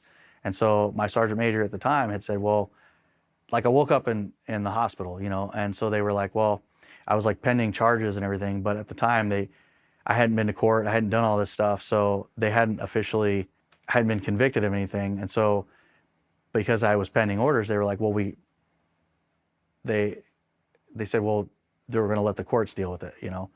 And so I ended up losing my license and going through the whole DUI process with the, you know, classes and the fines and all that kind of stuff. And once all that happened, I did lose my base driving privileges too. as a result of it. But initially, because all that hadn't been processed, they let me PCS. So you kept your rank. Yeah. Nice. The Navy's forgiving. Marine Corps would have fucking busted your ass down. Well, and I was tripping out because I was at a Marine Corps command when it initially happened, but because they said that they were going to wait, because I hadn't, they hadn't gone through the court system yet. So, but then that's because I hadn't gotten NJP'd and I hadn't gotten busted. That's what allowed me to be able to transfer. I don't know, it's kind of weird to me, but I went with it because I was just like, fuck it. So I was at Marine Weapons and Tactics Training Squadron, so just a Marine Corps training command. So similar to 29 Palms, units would come from all these different areas of the Marine Corps, and they would go out there and they would do these blocks of training for however many weeks at a time. A lot of like senior ranking people. I was an E5 at the time, but there was very few, E6 and below, which was kind of weird because a normal unit, you have mostly like junior enlisted, and then you have, however many officers or whatever, and staff NCOs are senior enlisted, whereas this was the total opposite. So you had a ton of officers, and a ton of like senior enlisted. But yeah, they did the training stuff, and I provided medical support for the unit, and then we also provided medical support for the field units that were coming and doing stuff. At that point, I ended up going out to Camp Pendleton and doing the instructor course for the Tactical Combat Casualty Care, and then the Combat Lifesaver courses. So that was to teach the Marines and other medical personnel. The Marines was primarily the Combat Lifesaver course. So you're teaching Marines how to start IVs on each other, how to do all the trauma assessments, bandaging and splinting, that kind of stuff. And then the Tactical Combat Casualty Care was more specific to the medical providers. Some of the more moto Marines that were actually interested in the medical stuff from the CLS course would do the Tactical Combat Casualty Care as well. So that was kind of cool because it kind of gave me something to focus on when the units were there. At that point, I was like, all right, I'm just gonna get out, of the military. At that point, once I got to Yuma, because of all the drinking, and I just kind of just didn't really care anymore. I was just like, fuck it, I'm gonna get out. I'm gonna use my GI Bill, go to school, and just, transition and do that. I was working, I was doing what I needed to do. Because I was at a training command, I wasn't deploying. And so, I was able to get in with like the community college there that was in Yuma and start taking some classes. On base, they do shorter semesters, so that way when people are, coming and going, they can try and get some of that done. So taking classes, doing all the stuff that I needed to do for work, trying to just, at that point I dealt with all the DUI stuff. So I was just trying to, not get in any fucking trouble, and trying to go to school, trying to just get my mind to where, all right, I'm gonna get out, I'm gonna go to school and, go on to do something else. Again, early on, I kind of was like staying away from long-term relationships. While I was in Yuma, I ended up meeting my first wife. So, and I had kind of always told myself, like, I'm gonna wait till I'm not in the military, but, here's this girl, and her, brother was an active duty corporal and was in Iraq. Her dad was a retired gunny, so I'm like, all right, if anybody understands the military life, it's gonna be her. So, ended up dating for a while and then ended up getting married, right? So, well, now I'm married, and she had 2 kids from a previous marriage. So now I'm like, well, now I'm at the point where, I can't really get out and go to school because the old GI Bill wasn't going to pay all this extra stuff, and so it wasn't going to be financially feasible to be going to school now. So I ended up making the decision to stay in. So then I re-enlisted. But I got a funny story from Yuma, because since I was at the point where I was like, I'm gonna get out, whatever. Navy regulations for like haircuts and the Marine Corps regulations for haircuts are kind of like polar opposite. So the Marine Corps, you get, high and tight, you see the high fade and everything. Navy, it's kind of like a business cut. So it can be up to 4 inches long on top, and, just has to have a little bit of a fade. Well, because I was planning on getting out, I was like, well, I'm going to grow my hair out, and as I'm like growing it out, it was still within Navy regs, but because I'm on a Marine Corps base, I'm in a Marine Corps training command. And so I was catching hell from everybody about my hair. So at one point, I printed off the page from the regulation that, said exactly what the uniform reg was for haircuts for the Navy. And I folded it up and I put it in the top pocket of my camis. So at one point, I had to take some paperwork into the CO's office for my doc. And so I go in there and, I go in there and they had like this spot between where the CO's office and the Sergeant Major's office was. And our Sergeant Major at the time, he was like long, he'd been in the Marine Corps for however many years. And he had like a big tear. So he was like shaving it every morning almost. And he was just very like hardcore about the standards and everything. And so, which, whatever. So I go to take this paperwork, and then as I'm turning around to leave, I hear Sergeant Major's office, Petty Officer Peyton, come here. And I'm like, oh, fuck. All right. Yes, Sergeant Major, and I go in the office and I, pop tall, and he says, what's the uniform standard for haircuts in the Navy? And I kind of told him, 4 inches in length, 2 inches in bulk, all this stuff, And so he goes, when you get a chance, I want you to get me a copy of that, right? So then I reach in my pocket and I pull out this sheet of paper, and he fucking lost it. Why the fuck do you have that in your pocket? And he starts going off about like all this shit. I'm like, well, people have been, calling me out on it, and I just want to let them know that I'm still in regs. And then he goes into this lecture about like, minimum standards and all this, like, like, don't you want to be more than the minimum standard about shit? And I was just like, whatever. But it was just kind of funny because he lost his shit when I pulled that regulation out of my pocket, which I thought was pretty funny. He didn't think so. Because I was married, I decided to stay in. So then I re-enlisted and then got orders out to Marine Corps Base Hawaii. Same kind of thing, helicopter squadron again. I wasn't flying at this point. Got my combat wings when we were flying in Fallujah. Was trying to like kind of take it easy, I guess. So we did some training or whatever. Ended up going out to Afghanistan. Similar to my third deployment, Afghanistan should have been kind of a chill deployment because at this point I was like a senior E5. I'd been in for like 8 or 9 years. Was kind of running this flight line aid station where we were at Camp Leatherneck. And the base was kind of split between the Brits that had Camp Bastion, and then the Marines kind of formed Camp Leatherneck next to it. So,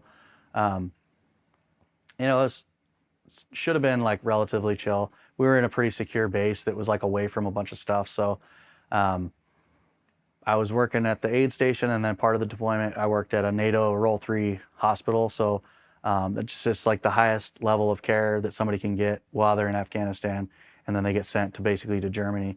So we did have some pretty bad stuff coming in to the emergency department over there, just from amputations, a lot of gunshot wounds, a lot of casualties coming into the ER. They would get stabilized or get, the surgeons would take them up and do stuff, and then kind of do that. And that was a good experience working in there. The part about that deployment that really fucked shit up was that, I had gotten married and I, went out to Hawaii, and, this woman that I thought was going to like understand the life of the military, whatever. I find out, 3 months into a 7-month deployment from one of the other guys that was back in the rear that, she's fucking around. She's, cheating on me and is basically leaving, and was like spending all the money that I was making because she had a power of attorney, bills weren't getting paid, all this other shit. So like it ended up just being all this extra stress on top of we're deployed. I can't do anything about all this stuff that's going on back here. So I'm like just stressing the fuck out over shit I can't control because it, I don't know. It just happened that way, So what should have been like kind of an easier deployment ends up sucking for all of that stuff. And then I end up going home and just having to deal with all the divorce shit. And at the time I come home, and then right after I got home, I got sent out to LA to the Navy Trauma Training Center. So I'm like trying to deal with all the divorce shit. and then I'm coming out here for training at LA County Hospital for the Navy trauma training, which was a great experience, you know. But I'm like trying to deal with all this other shit at the same time. So it just kind of compounded all the stress and stuff. While I was in Afghanistan and before coming home and dealing with all that, I started having like issues with breathing. So like we would be doing like PT stuff and stuff that, you know, had been able to do for, you know, my whole life without any issues. I started just having a hard time like breathing, and it was kind of an asthma type response. I didn't really think much of it because in Afghanistan we had this like moon dust. So whenever you'd step, it would be like plumes of dust coming up. And I just figured, it's the dust that's just fucking with me. I get back home, it was getting worse and worse. And so I'm like having all these issues and going back and forth to the hospital with pulmonology for my breathing. And then I'm also dealing with all the stress of this divorce. And so then at one point they were like, well, there's like red flags. And so I was basically told that I had to go and like see a counselor, you know, and I was still in active duty at this time. So then I started having to see this counselor on base at the Marine Corps base.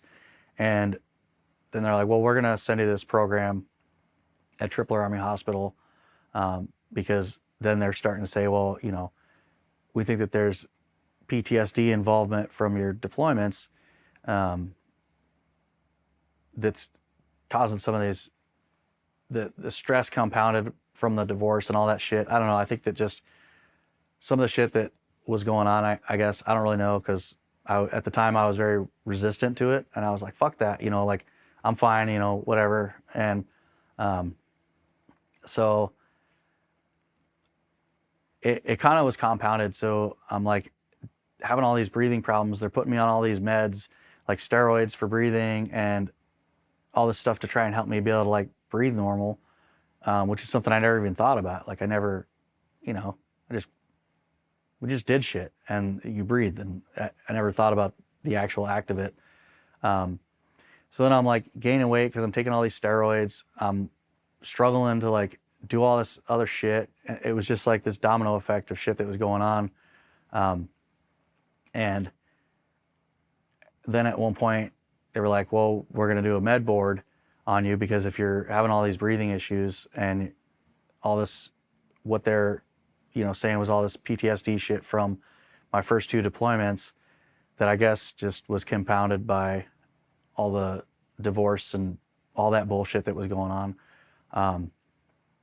So then they sent me to this program at Tripler that was 6 weeks long, and you know, they're going through all this different stuff for like managing stress and art therapy and music therapy, and you do the individual therapy and stuff like that. And so then they do the med board process, and I kind of had already, when I got married the first time, I was like, well, fuck it. I re-enlisted, that's gonna put me over 10 years, so I should just stay in. But then now all this stuff's going on, and then it kind of was like, well, no, now I'm gonna be getting out. And I ended up going through the med board process and then getting out, and then I was gonna stay. I was gonna try and stay out in Hawaii because I loved it out there, you know. And then that kind of like that transition was just very rocky because I had been doing all this medical stuff for 10 years, but there's a big gap in the credentials from the military and the civilian side. And so like I couldn't just get off active duty and then go get a job at a hospital or a clinic or something. I didn't have the paperwork, you know, because I had taken some college classes, but I didn't have a degree. I came in on this ACE program, so I just had a GED. And so I was like looking for jobs, and I couldn't really find anything that was gonna make it work. At this point, I had been in Hawaii for a little while. All that divorce shit was behind me. You know, met somebody else and getting married later on, which is, you know, my wife now. But the cost of everything, it was just, I guess, compounded with trying to make it out there and not being able to find a good job. You know, as an E6, when I got out, you know, between like regular pay and housing and all that kind of stuff, like I was getting paid pretty well. And then to get out and then, you know, be waiting on the VA, you know, to do all that stuff, it ended up just being kind of a mess with, trying to make ends meet because it's so expensive out there. And when I first was like told that I had to go through this therapy stuff, it's kind of weird because you're like digging up old memories that I had at that point kind of suppressed, making things fresh again. On top of that, now as I'm getting out, I couldn't find a good job. And so was dwelling on shit. And I was getting frustrated because I'm like, well, I did all this stuff, all this medical stuff for so many years, and then I can't do shit now. I can't take vital signs on somebody. And so it was just kind of fucking with my head a little bit. And it just made it harder, and I was getting frustrated, and I was kind of angry about shit. I started trying to go to school, but because of my schedule and everything, it was like real hard to do. And it just kind of seemed like it was like one thing after the next. And then I started drinking again, and that was just making things worse. And I just had a lot of anger, about everything. And it was making it harder for me to manage things. Didn't really use some of the resources that were available as a veteran because I was still kind of in denial about some shit and thinking all these other guys had it so much worse than me and they're fine. So why the fuck am I having these issues? And I just I guess, didn't want to seek help the way I needed to. And as a result, they were trying to get me on medications to help with stuff, but some of that wasn't working. And so then I was drinking a lot, and then, other meds, it was just like this back and forth with stuff. And it took a while to get there. Once I did, then I kind of started embracing that process, and getting away from the alcohol was kind of the biggest thing to start with, because I had been drinking. I was getting these meds that were supposed to help with PTSD, but they weren't. Or they, it was they didn't seem like they were working, and I was drinking, and it was they were working against each other, So I was doing all this therapy, and through, started with the VA in Hawaii still when I was trying to live out there. And they started just showing you all these different things to try and help. And it's kind of back and forth with trying to find a counselor that you can connect with, and trying to find somebody that you are comfortable opening up to. And that was a long process too. But then once I did, then it was all right, maybe this is going to help. And like I said, it was back and forth for a while. And then once I finally sobered up, and at this point it was a few years down the road, and I had a daughter and a son, and my second wife, my now wife, was pretty much I'm gonna leave and take the kids if you don't get your shit together, and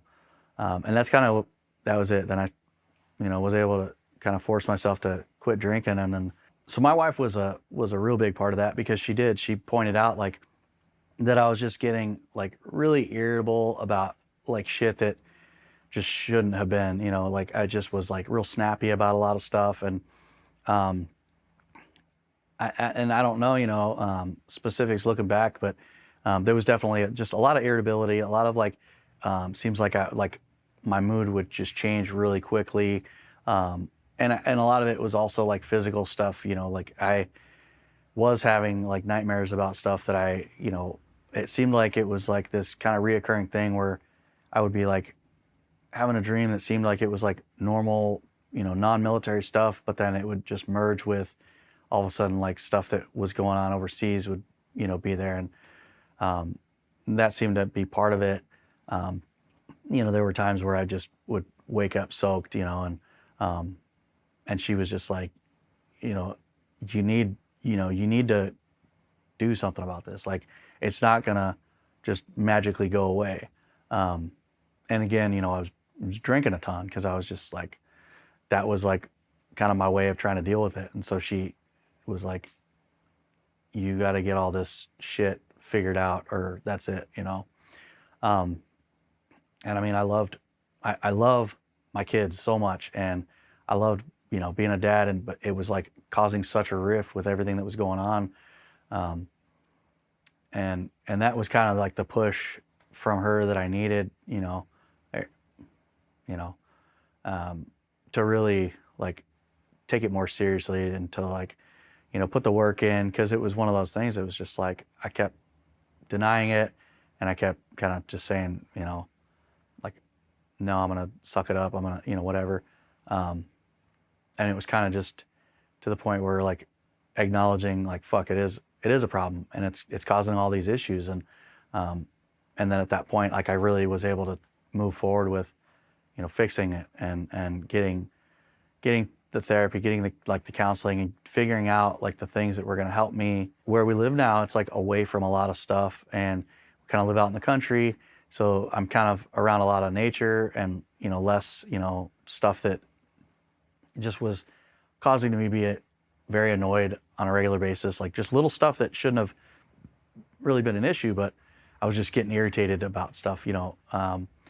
So like I live near a 65,000 acre state park, and so I would just go out there and I would go out hiking because I could be hitting my inhaler a bunch of times, and I was able to do it at a controlled pace, so I wasn't having all these it wasn't fucking with my breathing as much, which that was a big issue because I couldn't just go out and like go on a run or go on so that was kind of part of the frustrating stuff. So spending time in nature, I just realized that it just kind of calmed me a little bit.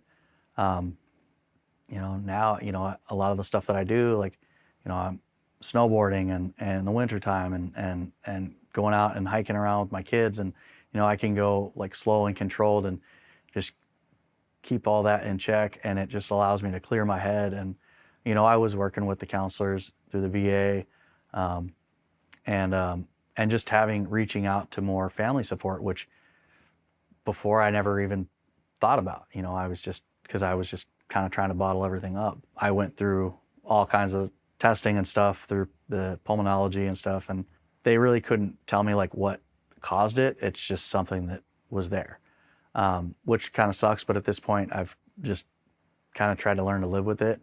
I had to retrain myself to do things because now I had to figure out like how I was going to be able to do stuff while now like struggling to breathe when I'm doing it. And it was very slow going and very frustrating process, but now I kind of know what my limitations are with stuff. And so it kind of allows me to be able to be more physically active without having all this going on. This one hits close to home for me, especially. So as I was like, it's only been within the last like 5 years, I was really starting to try and work through the stuff with the counselors at the VA and trying to get my life back on track. And I had a cousin, Chad Peyton, and he was also a veteran. He was a West Point graduate, Army officer. He flew Black Hawks, and then ended up deploying a bunch of times as well. And he was really kind of helping to, just talking to him and reconnecting with him, and just kind of helping me work through stuff and helping just give me some guidance in areas that were kind of stubborn to me about wanting to talk to people about, but because he had been on these deployments and he had done all this stuff, and it just seemed easier. But it just seemed like he had everything, like a lot of answers to help me with getting my life back on track. And some of the guidance that he gave me was what kind of pushed me to go back to school. I had gotten involved in ski patrol, and it allowed me to get back into the medical field. And that's, I ended up going back to school and finishing college and becoming a registered nurse, which is, what I do now in the ER. And he was like helping me work through so much stuff, and all the while he was struggling with his own issues, and I never knew, because he just was always there to help me get through my problems and help with so many other people that he was involved with. And then in 2021, he ended up taking his life with suicide. He had been battling with PTSD on his own, but he was so concerned with helping all these other people around him. And I think that it just got to a point where he couldn't help himself because he was doing everything for everybody else. And it just hit me, it just hit me hard, because here he was like putting so much effort into doing so much for so many other people. And I just feel like I wish that I would have known so that I could try and, you know, in some way help him or give back, you know, to him to like, you know, let him know like, you know, I'm here for you too. Like, I don't know. And it just kind of reminds me like that you don't know what somebody's struggling with, and you got to reach out to your brothers, whether it's your family or whether it's your brothers from, you know, your units, because somebody, you know, could be at that breaking point and you not know it. And if we're not like connecting with each other and reaching out and just checking in on each other, you know, that could be the time when they break. Just check in on your brothers and, you know, try and keep the momentum of, you know, things alive and keep pushing forward.